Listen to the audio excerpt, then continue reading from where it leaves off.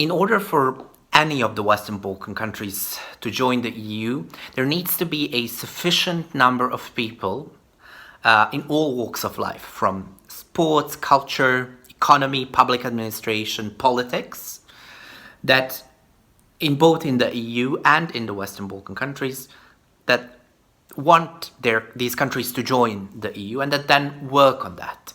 And in order to want something and to work on it, you need to really and truly believe that that is something good and worth investing your energy, that is good for you, your family, friends, city, country, society.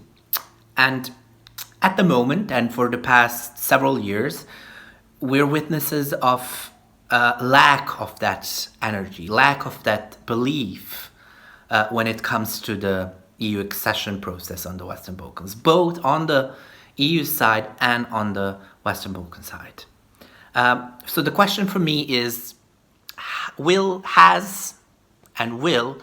this document recently published and adopted create this energy? Will it create circumstances for this energy? And looking just at the initial reactions to it and to its content, I'm skeptical. The new methodology is the step in the right direction and a sign that the member states want to re-establish the consensus on enlargement policy.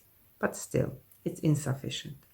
First of all, the new methodology is mainly about strengthening the influence of the member states on the EU enlargement in such a way that the process will be less predictable for the candidate countries.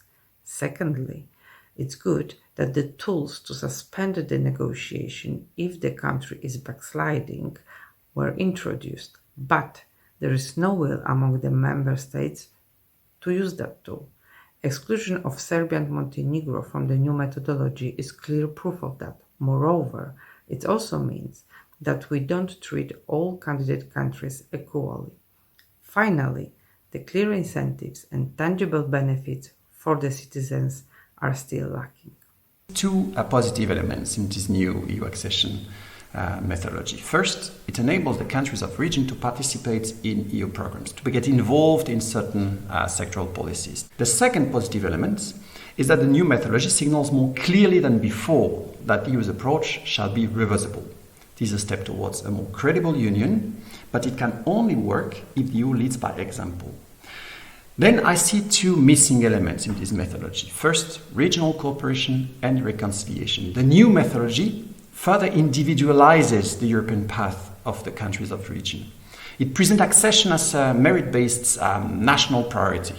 Should accession not be a regional priority, celebrating regional cooperation and reconciliation?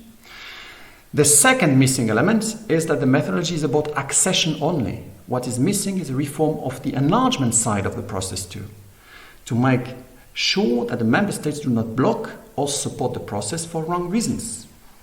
The new EU enlargement methodology is yet a technical toolbox with further elements, and it will not add more to the process unless there is appropriate political will and engagement from both the parties, the EU and the Western Balkans. There is a high risk of rising populism around Europe, and for the Western Balkans this will be a nationalistic type of populism, with the very consequences on the growing of the authoritarian regimes all over the region and the reorientation more toward East rather than the EU. It's high time that EU enlargement become part of the overall solution to revive Europe and not its problem.